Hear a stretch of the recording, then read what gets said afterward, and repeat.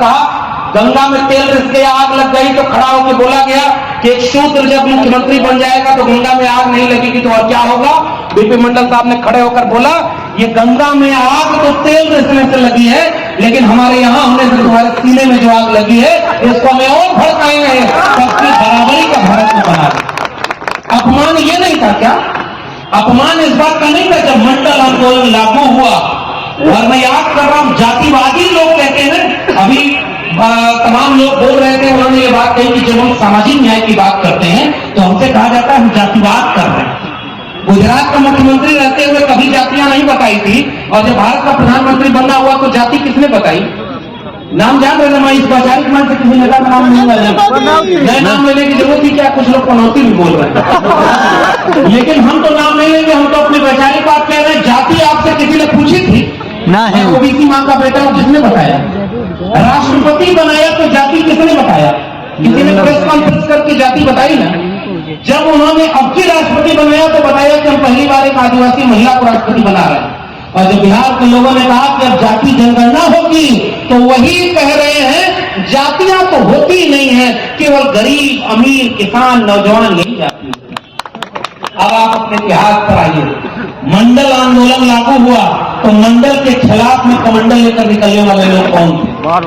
अब मैं आपके इतिहास पर आ रहा हूं। मुझे भी पता है उत्तर प्रदेश बिहार का एक रिश्ता है समाजवाद का, सामाजिक न्याय का। तो जैसे शिव चर्चा आपके यहाँ हो रही है वैसे ही शिव चर्चा हमारे यहाँ भी हो रही है। यहाँ इतनी महिलाएं बैठी हैं और मैं फिर से बधाई दूंगा फतेह बहादुर जी को।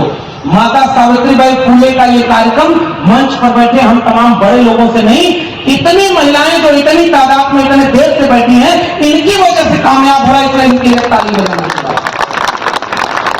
ज्योतिबा फुले, सावित्रीबाई फुले तब तक बराबर नहीं बनते जब तक उन्होंने कलम हाथ में ले ली होती।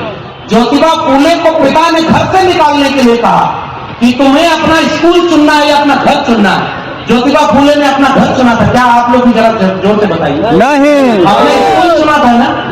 और पत्नी को पढ़ाया सबसे पहले ज्योतिबा फुले ने। पता है कैसे पढ़ाया था? पेड़ के डंडल तोड़कर मिट्टी पर लकीरें खींचकर उन्होंने सावित्रीबाई फुले को पढ़ाया।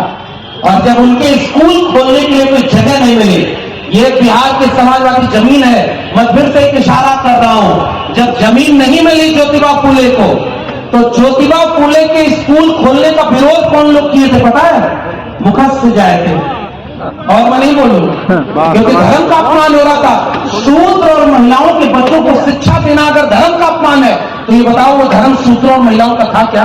नहीं। और ज्योतिबा फुले और सावित्रीबाई फुले के खिलाफ कूड़े और भीड़वाला में बड़े बड़े पोस्टर लगा दिए गए कि धर्म का अपमान हो रहा है। तब उस समय जब उनको बहिष्कृत कर दिया तो अपना घर का आंगन दिया था स्कूल खोलने के लिए। उस व्यक्ति का नाम है उस्मान शेख और उनकी बहन थी फातिमा शेख जो उनके स्कूल में पढ़ाया जाया करती थी। ये है सांप्रदायिक सौहार्द और यह सामाजिक न्याय।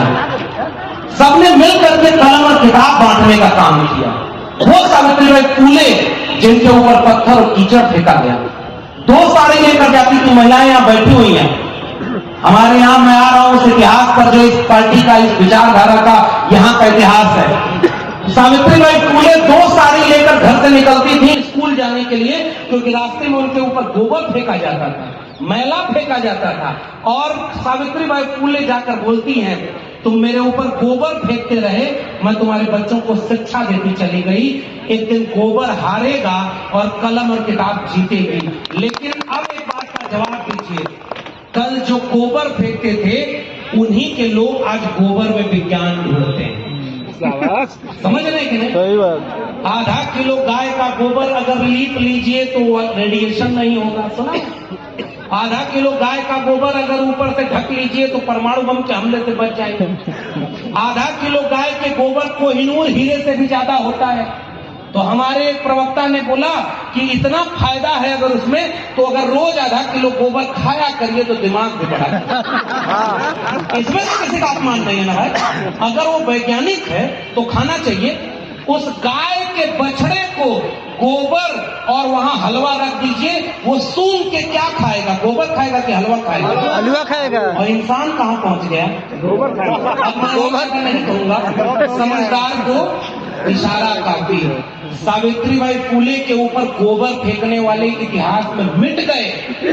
गोबर और पत्थर सह करके आपके बच्चों को कलम और किताब पकड़ाने वाली सावित्रीबाई फुले अमर हो गई और आज भी सावित्रीबाई फुले की जयंती मनाई जा रही है।